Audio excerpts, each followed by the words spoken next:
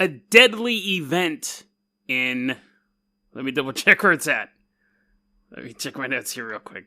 A fun-filled event in Pakistan that is also known for its grisly deaths. We look at a book that predicted the tragedy of the Titanic. And then we discuss Homunculus Recipes. Yes, I pronounced that right. I know you're shocked. Today on Dead Rabbit Radio.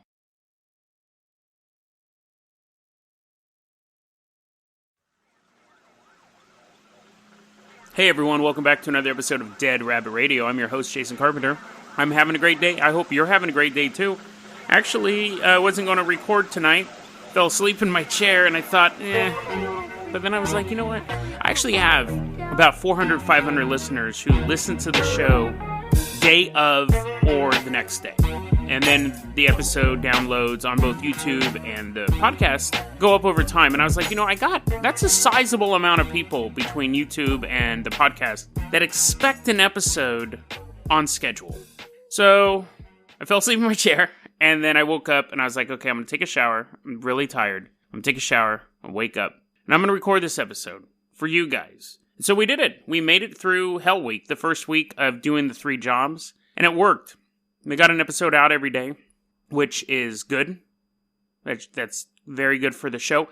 I think I'm going to start recording earlier in the day. I might even record extra episodes on the weekends to kind of make the recording schedule a little smaller. But we'll see. Because I really like the process of recording and editing and things like that. Just when I get started late, it's like 8 o'clock at night, I know I'm going to be up until at least 11 by the time I start uploading these to YouTube. Anyway, so that's all extra stuff. You guys don't care about that. Maybe you do. But let's go ahead and move on to our first story. So, our first story is part of our new news. Stories from the year 2004. Now, this particular story, I wasn't able to find the original article, but I wasn't shocked to learn that it's still going on today. Because when I read the article in 2004, I was like, that's ridiculous. Why would they have such a horrible event annually? And when I started looking for the original article, I found an article from 2015, 11 years later, documented the exact same incidents. It is, in 2015, there's this thing called the Spring, every year, it's an annual thing. But this happened in 2015. There's a spring festival in Pakistan. And everyone comes out. It's like everyone kind of like, I guess, leaves their house or something. And they go to like one big field. I guess there's like one giant field in Pakistan. And it's a kite festival. So everyone's like, yay, I got my kite. Thousands, tens of thousands of, I don't know the exact amount, but let's say thousands of kites. They would have to be for the casualties that are about to come. Thousands of kites lining the sky. And you're thinking, how does a festival of kites lead to a bunch of people getting killed? Well, in this particular event, they actually, so the year before, they said, no more kites. No more kites. You can't bring your kite to the spring festival anymore. So many people are getting killed and injured. And they had just lifted the ban. They said, okay, this year you can bring your kites back. And you're like, Jason, just get to the kites killing people. Just get to the kites killing people. But let me lay this down. So just in this year, just in 2015, they said, okay, we'll lift the ban. You can bring your kites back. In 2015, 11 people killed. Over 100 injured. And you're like, wow, are these kites like eating people? Well, some of them were killed and got injured because of people shooting into the air. And you're thinking, okay, that's fine. People are like, yay, it's spring. Oh yeah, this is so awesome. Only happens once a year. I don't know why they even have a spring festival, but shooting guns in the air. But the problem is that part of their kite festival, and this is pretty rad, honestly, but part of their kite festival is they have kite duels. So we have a rivalry all year long, and I'm like, you know what, dude? Oh, I can't wait until the spring festival. Only 3 more seasons than me, you, and our kites. And what they do is they build kites, and they have kite battles. So they take kites, and they build spikes on them, and they crash them into their rivals' kites and destroy their kite. But that's not the only thing they do. The other thing they do is and I think a couple people got pierced by the spikes on the kites, but the big problem they had was they would take the kite string. Someone at one point during this weapon war during this arms race of the kites, decided, oh, you know what would be great? If I took my kite string, coated it in glue, and then rolled it around in broken glass. So their kite string, their kite's like, it's making, the noises Snoopy's doghouse makes when it flies around, just really like, and the string would hit the other guy's kite string and cut it in half. And he'd be like, oh no, my kite string, and his kite would fly away. And then the arms race evolved to some people would take, like I said, the glue, just put glue and broken glass on their kite strings. But the more industrious ones would say, well, I'm going to make my kite string bulletproof. So I'm going to use metal wire for my kite string. Thin metal wire. Now you can start to see how this kite festival can become quite deadly. Because you have kids running around. You have people just sitting there at their picnic, enjoying eating apples or whatever, just having a good old time. And a metal kite string wraps around their neck. And the kite is like just getting like tons of like airflow, whatever the thing is, that lift. And you're like, oh, and your family's watching as you're like slowly being suffocated. People have just gotten their throat slashed by these super sharp wires.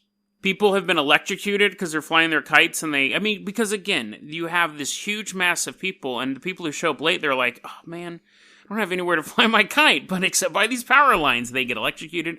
People were falling off buildings trying to get their kites that had crashed.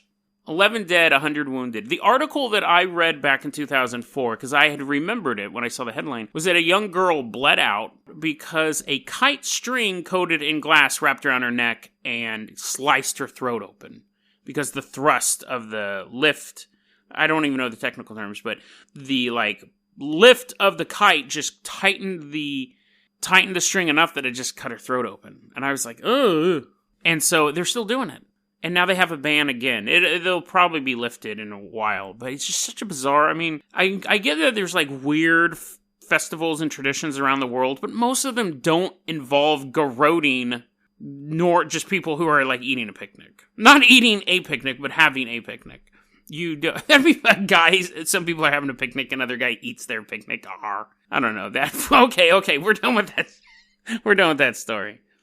The next one we're going to look at is the story of the man who predicted, in a way, the sinking of the Titanic. And you may go, Jason, I've heard this story before. And maybe you have.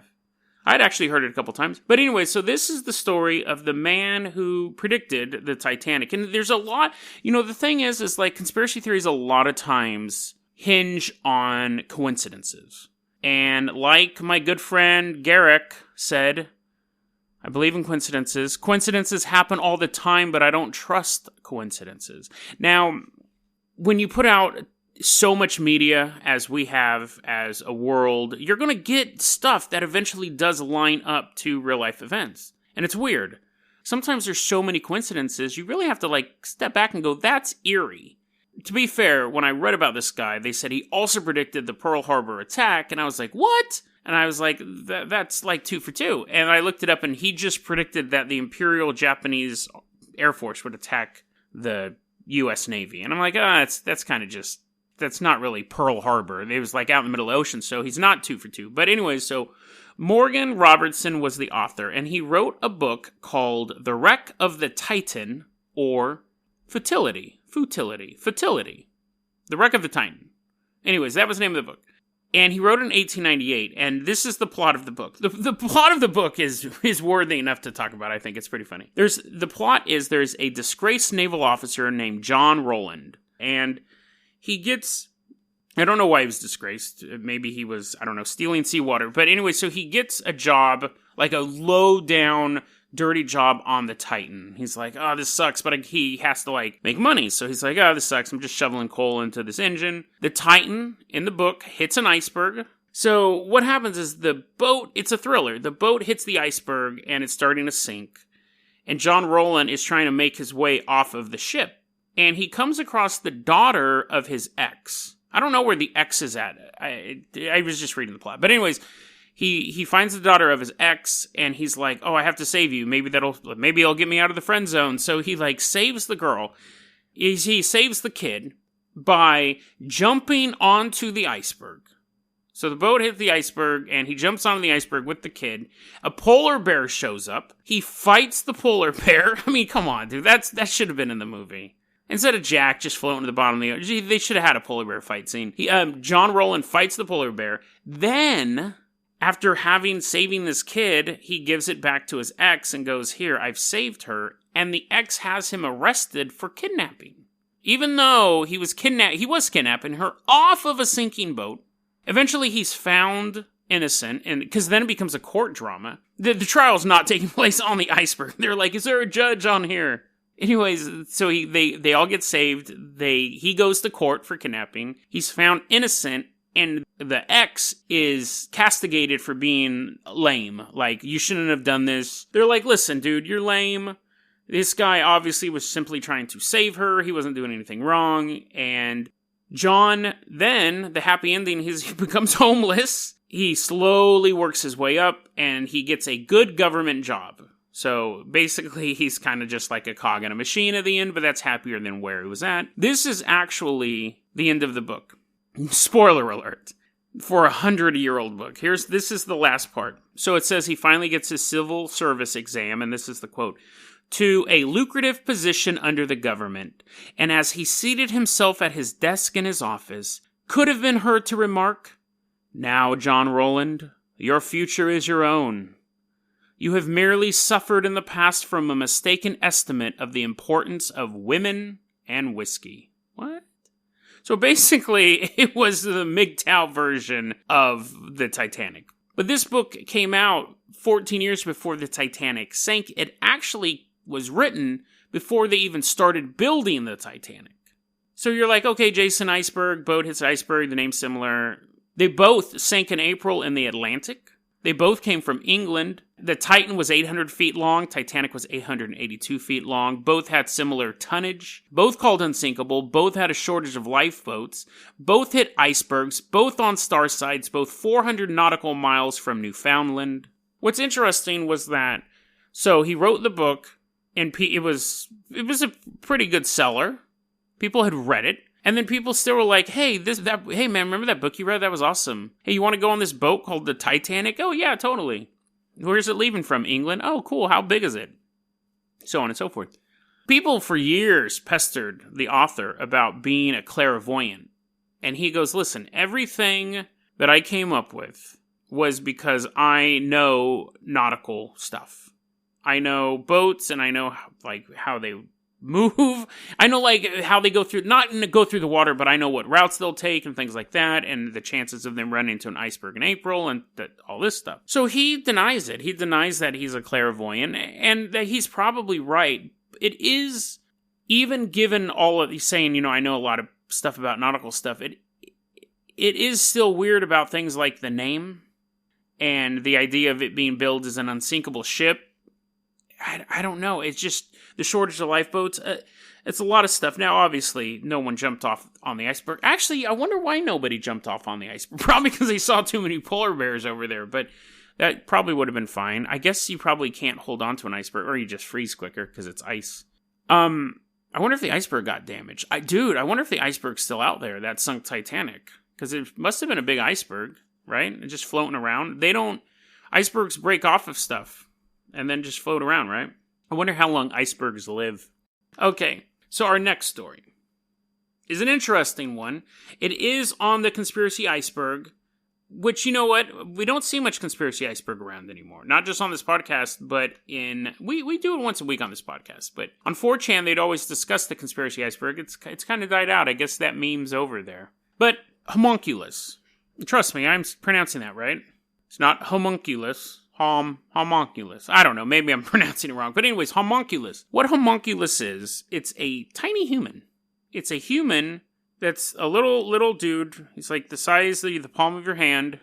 So let's measure him in centimeters. Let's say he's probably if I'm 136 centimeters tall, he would be 13 centimeters tall. So he's a tiny little guy. And they're not made by normal reproductive practices.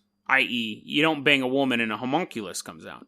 It's a really old belief. We actually have references to homunculi-type creatures going back as far as 3 AD. But the earliest mention of the word is from the 1500s. So this is a long-standing tradition. Tiny little guy. He's a little tiny guy. Now, it was a big thing in the alchemist circles. They're like, now, when I say, let's get down to brass tacks here. The goal is to make a tiny person out of, without banging a woman. And they have special powers, and we'll get into that in a second. But really, I think these alchemists just really wanted to have a reason to masturbate all day long. I think that was most likely the scenario. They're like, Sir Edmund, what are you doing? He's like standing in the corner. He's keeps moving his beard out of the way. And they're like, what are you doing? He's like, I'm working on a spell. Well, what type of spell? Tiny human. They're like, oh, okay. And he's like, leave me alone.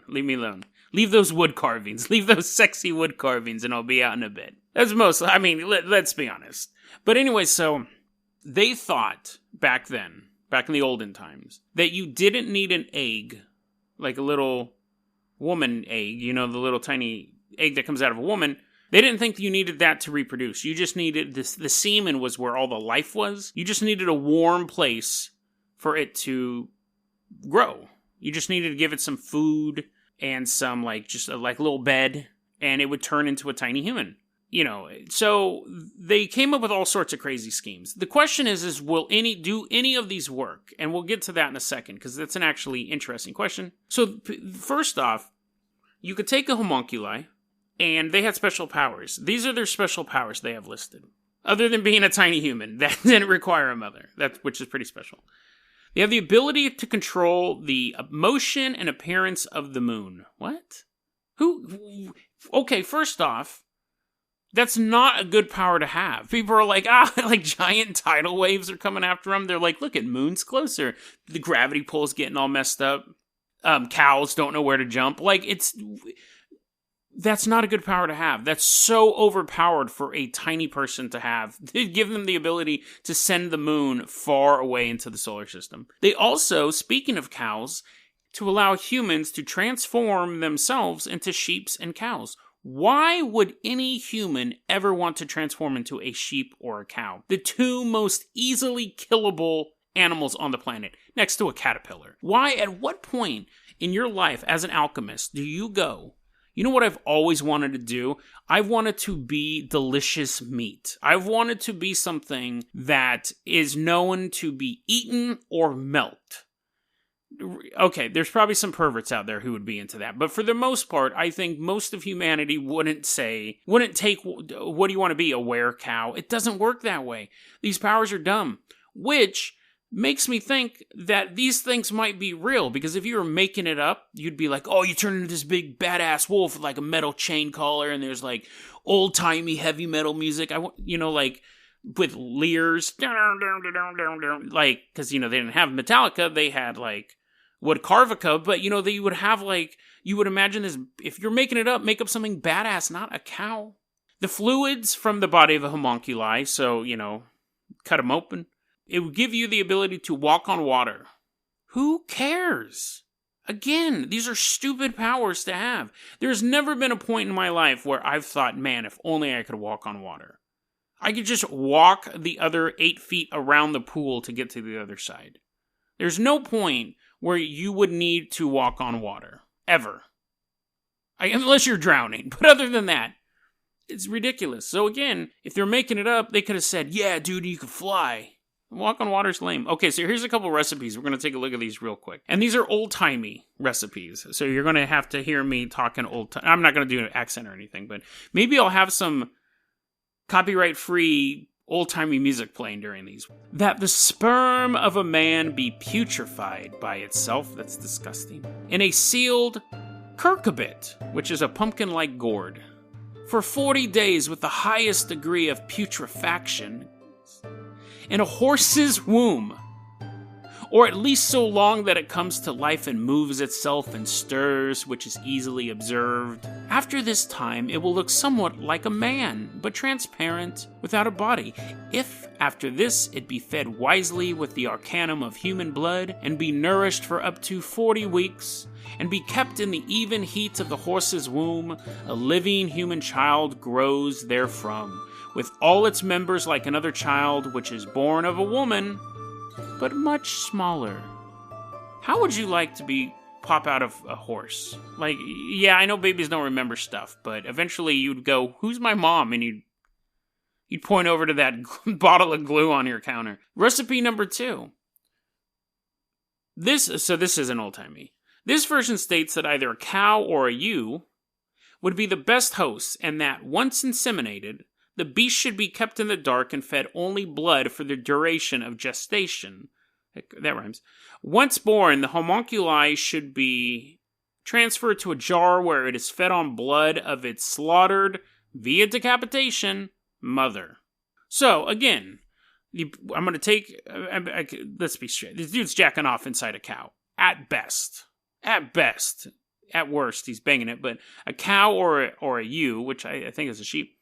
Oh, maybe that's why you turn into cows and sheeps, because that's their mom. But anyways, so you keep him in a little box, and he has to, you just feed him blood. Little dude, you feed him blood. And then once he's, alive, he's like, hey, Dad, where's Mom? You have to cut off the mom's head, and then he just drinks the mom's blood. It's disgusting, man. But that does explain why you can turn into a cow. Old-timey. Here's the last one. Let the sperm of a man... What's up with this putrefied sperm? This is so gross. Let the sperm of a man by itself be putrefied in a gourd glass, sealed up with the highest degree of putrefaction in horse dung. For the space of 40 days... 40 days? Come on, man. Or so long until it begin to be alive, move and stir, which may be easily seen... And then it says, it's kind of the more thing with the dudes, but this guy's just jumping out of the horse poop. It will become a true da-da-da-da-da. And then we'll skip ahead a bit. It says, this we call homunculi, or artificial man. And this is afterwards to be brought up with great care and diligence as any other infant, until it come to riper years of understanding. Nah, never mind. The rest of that's boring. So anyway, so those are the 3 recipes. There is actually, so you're thinking, okay, I know you're getting ready. You're getting all your gear ready to go out to the farm, hang out there, bringing 40 days of food and water and blood so you can watch your son be born. There's actually another spell you can use. This is the alchemist spell, known as the bee spell. It has nothing to do with homunculi. I just thought this was funny. So you take a calf, right? Not a calf muscle, but a little baby cow. You cut its head off. You then take the corpse of the headless calf, put it in a dark house with 14 closed windows on the east, very specific here. You plug up all of the body orifices, so like the butthole and anything else that has a hole in it. You reattach the head. No joke, this is actually the spell. Hitting it with a large dog's penis. You then extract the flesh from the skinned corpse, I'm assuming of the calf, not the penis. You grind this into a certain herb, and then you leave that mixture in the corner of your house. Bunch of bees show up. But how did somebody figure that? That has to be a troll. That has to be one alchemist being like, oh, hey, dude, yeah. Hey, Harry, yeah. Chop his head off. Yeah, that's what we do. And he's like, hey, dude, you think he's going to pull out the large... Oh, he's pulling out the large dog penis. Yeah, just keep it. Yeah, bees. Anytime now, dude. Bees. Seriously, bees.